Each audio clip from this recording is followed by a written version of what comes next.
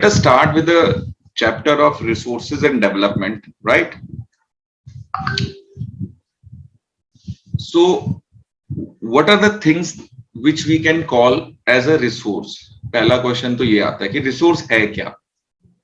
कोई भी ऐसी चीज जो ह्यूमन बींग्स के काम आ सके उसको हम रिसोर्स बोलते हैं.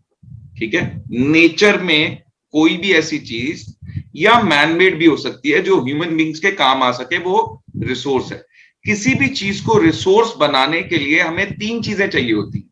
एक, that there should be the availability of something which can be used as a resource, मतलब रिसोर्स की अवेलेबिलिटी हो नेचर में, पहली चीज. दूसरा, उस रिसोर्स को यूज करने की टेक्नोलॉजी अवेलेबल हो. We should have the technology and the capability to apply the technology to start the usage of that resource. दूसरी चीज ये चाहिए. और तीसरी चीज, वी नीड सर्टेन ऑर्गेनाइजेशंस जो उस रिसोर्स को सभी के लिए अवेलेबल कराएं. फॉर एग्जाम्पल, वाटर एक रिसोर्स है, लेकिन शहर में रहते हुए हम नदी के पास तो नहीं जा सकते वाटर लेने के लिए. वाटर तो नदी पे मिलेगा आपको, you will get in the river. So you need some technology कि वो पानी रिवर से आपके घर तक आ सके. उसके लिए आपको पंपिंग सिस्टम, इलेक्ट्रिकल लाइंस, पूरा सिस्टम बैठाना पड़ेगा. ठीक है, स्टोरेज टैंक्स वगैरह, ताकि वो आपके घर तक पहुंच सके, so that it can pipeline system, ताकि वो आपके घर तक आ सके. And then you need some organisation, like in if I talk about Delhi, there is an organisation called Delhi Jal Board. ऐसी हर सिटी में कोई ना कोई वाटर डिपार्टमेंट होता है. So there is an organisation which will make that water available to you. So ये जब तीनों चीजें मिलती हैं, पानी भी हो, पानी को उपलब्ध कराने के लिए वो टेक्नोलॉजी हो जैसे पंप्स, पाइपलाइंस वगैरह, और एक ऑर्गेनाइजेशन जो ये सारा सेटअप बैठाएगी और पानी को आपके तक अवेलेबल कराएगी. ये तीनों चीजें जब मिलती हैं तब कोई चीज रिसोर्स बन पाती है. Let us now talk about the categorisation of resources. Resources की हम कैटेगराइजेशन की बात करते हैं. So there are different basis जिन बेसिस पे हम रिसोर्सेज को कैटेगराइज कर सकते हैं. एक्चुअली 4 कैटेगरीज हैं रिसोर्सेज की, जिनके बेसिस पर हम रिसोर्सेज को क्लासिफाई करते हैं. दोबारा से मैं एक बारी ये 4 कैटेगरीज बता देता हूं आपको. On the basis of source या origin, on the basis of renewability, on the basis of origin and on the basis of development. पहला बेसिस है उसके ओरिजिन या सोर्स की. सोर्स क्या है या ओरिजिन क्या है?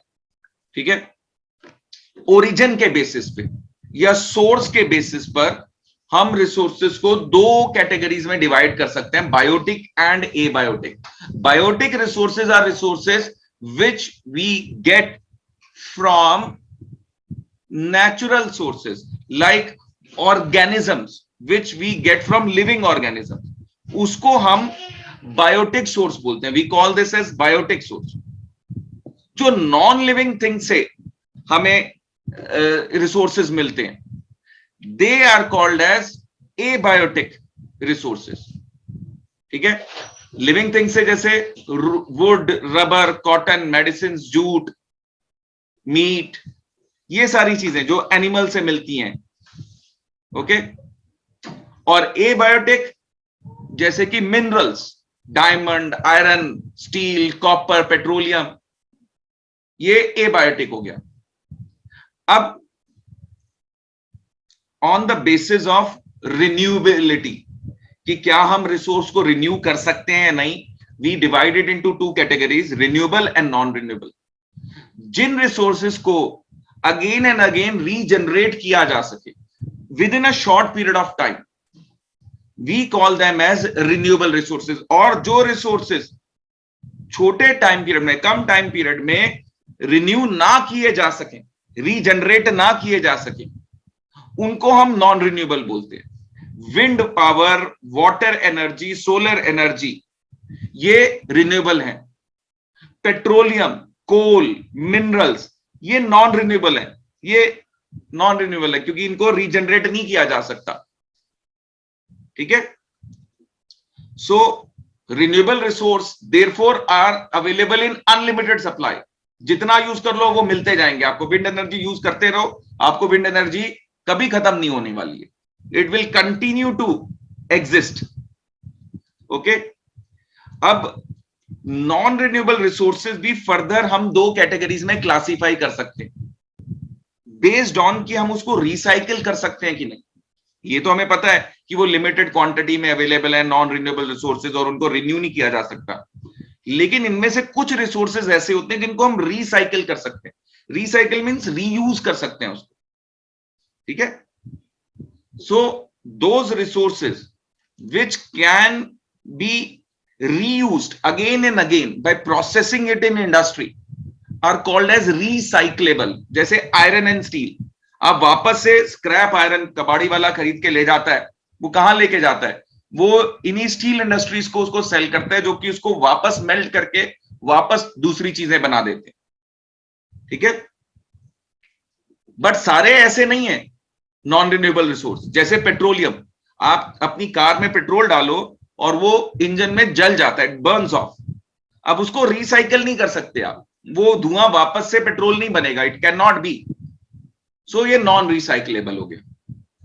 ओके, अब on the basis of ownership, ownership के बेसिस पे हम रिसोर्सेज को चार कैटेगरीज में डिवाइड करते हैं: individual resource, community resource, national resource, international resource. ये चार हो गए, ठीक है। These are the four categories. So ownership के बेसिस पर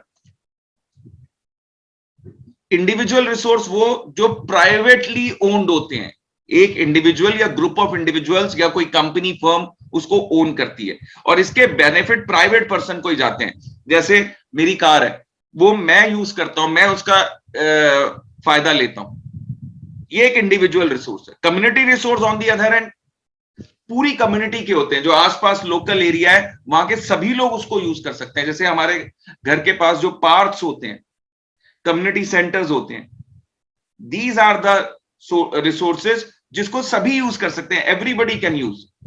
अब प्राइवेट रिसोर्स को मेंटेन करना एक्सपेंसिव होता है, कम्युनिटी रिसोर्स को, क्योंकि एवरीबडी इज ओनिंग इट और मिलकर उसकी मेंटेनेंस होती है, so cost of maintenance is less per person. National resource are all those resources जो हमारे कंट्री की पॉलिटिकल बाउंड्री के अंदर अंदर आती है, वो सारे रिसोर्स नेशनल रिसोर्स कहलाते हैं। इवन जो सी हमारे कंट्री के कंट्रोल में है, समुद्र का वो हिस्सा, सी का वो हिस्सा या ओशन का वो हिस्सा जो हमारे कंट्री के कंट्रोल में, वो उसमें मिलने वाले रिसोर्सेज, जैसे कि वहां पे मिलने वाली सी लाइफ, एक्वेटिक लाइफ, और उसमें मिलने वाले मिनरल्स या कोई ऑयल या कुछ भी जो भी उसमें मिलता है, वो भी हमारे नेशनल रिसोर्स का पार्ट होगा। सारी कम्युनिटी और इंडिविजुअल रिसोर्स नेशनल रिसोर्स का ही हिस्सा है, they are part of national resource only. So forest, wildlife, these are examples of national resource. International resource की अगर हम बात करें, सो इंटरनेशनल रिसोर्सेज वो रिसोर्सेज होते हैं, उन एरियाज में मिलने वाले रिसोर्सेज हैं जो किसी भी कंट्री की पॉलिटिकल बाउंड्री में नहीं आते। अगर आप लैंड को देखोगे तो most of the land Antarctica को छोड़कर is now owned by some country और द अदर, किसी ना किसी कंट्री की पॉलिटिकल बाउंड्री में आता है। ओशंस ही हैं, इंटरनेशनल वाटर्स ही हैं, और एंटार्क्टिका के हिस्से ही हैं जो कि इंटरनेशनल रिसोर्स का पार्ट है।